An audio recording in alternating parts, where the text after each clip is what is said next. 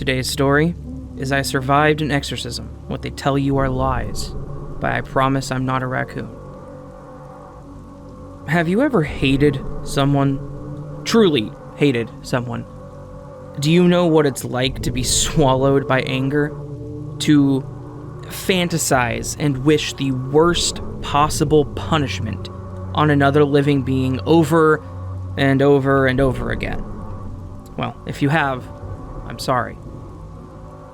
2 years ago, my son was taken from me. He was the light of my life. I remember even now how tightly he held my thumb in his little hand when I first held him. His first steps as he walked into my arms from across the kitchen with those pig brown eyes and that heart-melting smile.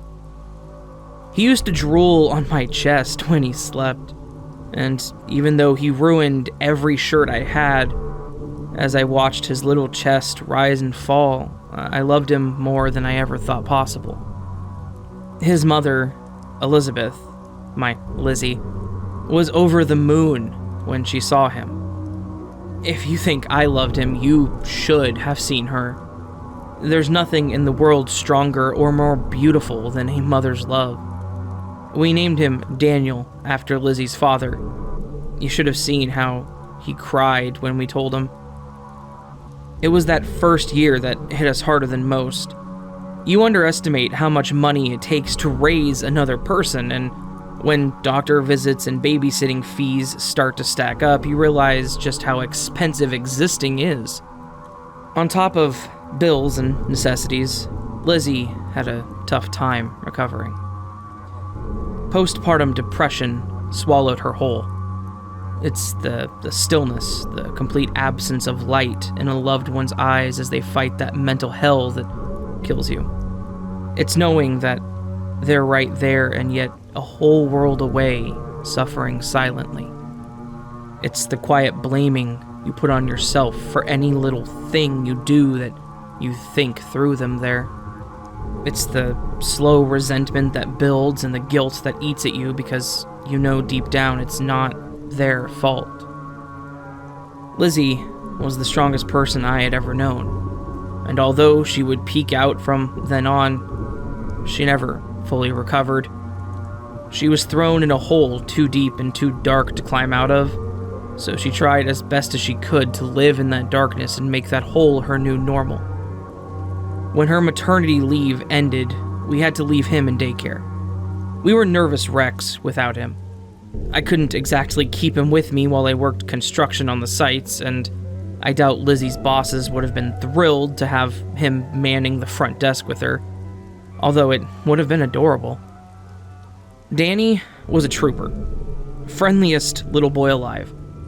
Although he couldn't talk too well, he was more than happy to tell us all about his adventures stomping around town on daycare trips. He loved the park, especially after he was done on the playground. He would feed the ducks, and then sit to eat right there with them. He even made us pack a separate lunch just for his favorite duck on park days. Danny loved that park. I think he knew that too. I think that's why he let us find him there. I had gotten the call around lunchtime that he was missing. I had called Lizzie, and she nearly had a breakdown on the phone. My supervisor tried stopping me, but when I explained to him what had happened, he let me go. I found out later that he had got together a few of the guys to help with the search party. It was 16 long hours before we got the news. The police had found him stuffed in a ditch, hidden behind the pond. They had to call in animal services to help retrieve the body. The problem was that whenever someone got too close, the ducks would charge to protect him. We couldn't bury him until half a week later, once his body was no longer deemed evidence. Lizzie followed shortly after.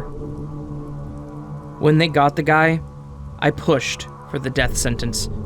The coroner said it was as if his body had been scrubbed clean before he was dumped. The lack of sufficient DNA evidence to charge him with anything else, coupled with the fact that he was a first-time offender, meant the best we could get was 25 to life. I was beyond anger.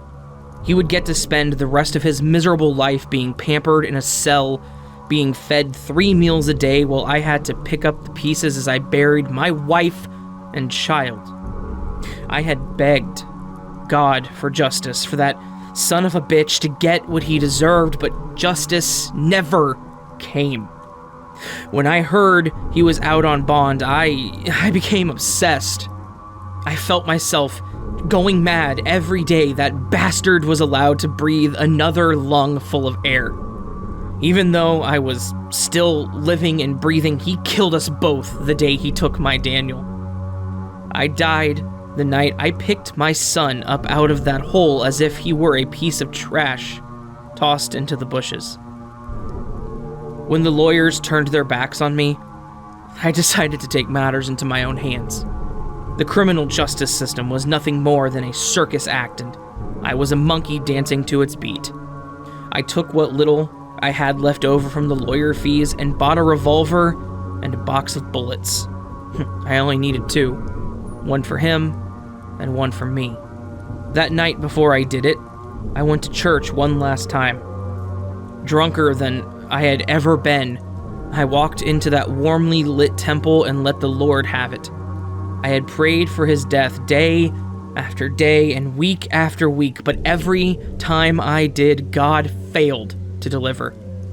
As I sat on that pew and sipped that bottle dry, I told him that if he couldn't deliver me peace, then I would find it from the devil.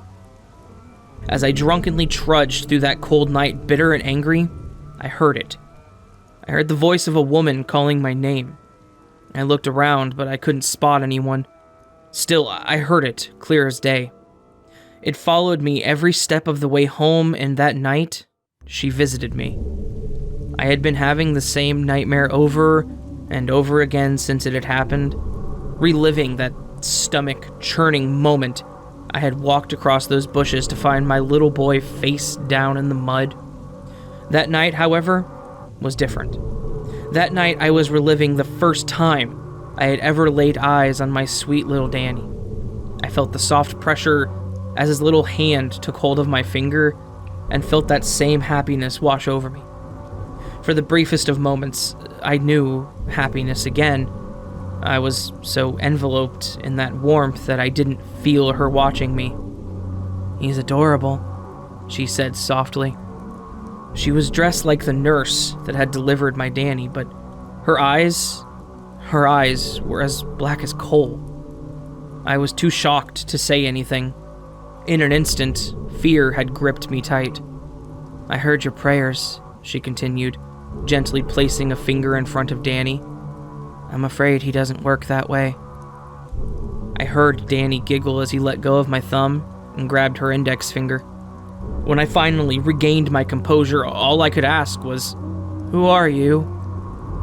"Someone who can help," she spoke, offering a gentle smile. "I was like you once too. Not exactly. For me, it was my daughter. I felt that same heartbreak that's eating you away every second of the day, that mental minefield that comes with every waking moment, and the monsters that follow you into your dreams. I know what it's like to lose your whole world." Tears had begun to well up in the dark pools of her eyes. I watched the tears silently fall as Danny wrestled with her hand. "I want to help you. I want to help you because I know he won't." My eyes narrowed. I knew what she was. I knew where she came from and what she wanted. And out of everything in that moment, what really scared me was the overwhelming sense of sincerity in her voice. "What do you mean he won't help?" I croaked finally. Even in the haunting, bottomless darkness of her eyes, I saw sincere sadness dance across her face. "He never knew how," she whispered. The night I found out the truth was the night I sold my soul. I made her promise to torture the bastard that stole every ounce of happiness away from me. The conditions of the deal were that once I allowed her in, she would be in full control of my body until either we both perished or she was exorcised.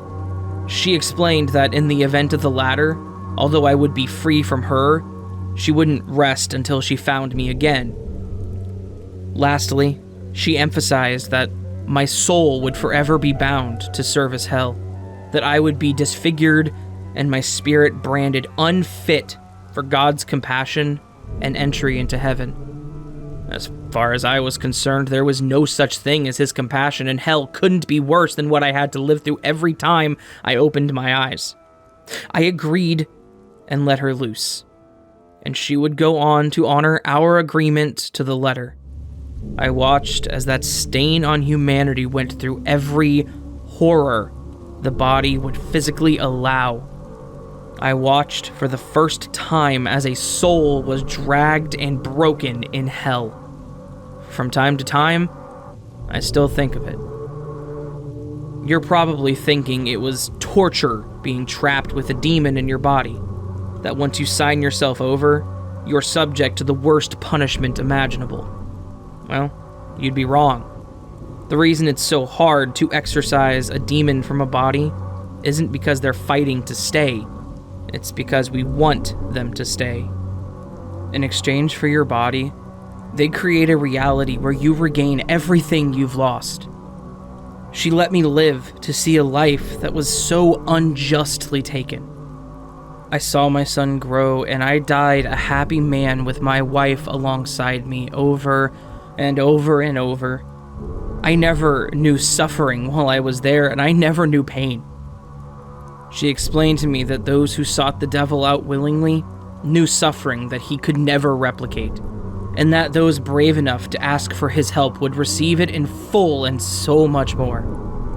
That even though God never knew how to help, the devil wouldn't hesitate to try and learn how.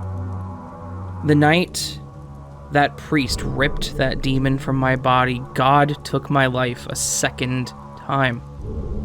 Ever since then, I've been wandering the streets looking for her, and as I walk those roads, I can hear it. When my soul was freed, I gained something. I don't know if it's an extra sense or something that's always been there, but now I can hear them. In every home, across every alley, and every street all over the world, I hear those desperate prayers for help. Prayers almost identical to the ones that I sent as I boiled alive in agony those 2 years ago. The suffering pleas of the world are almost as deafening as the silence that echoes back.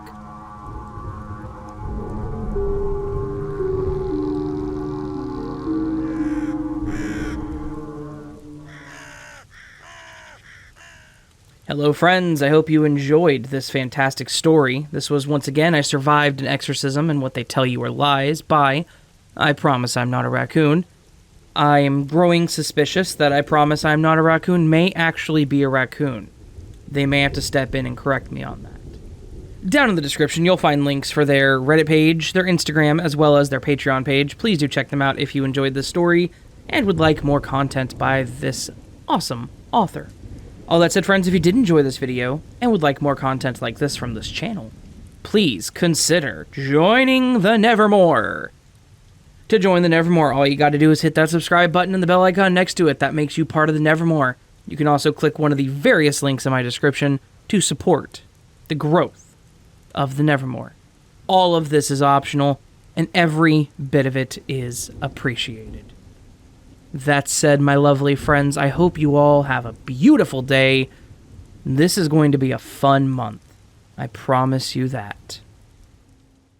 All right. Sleep well.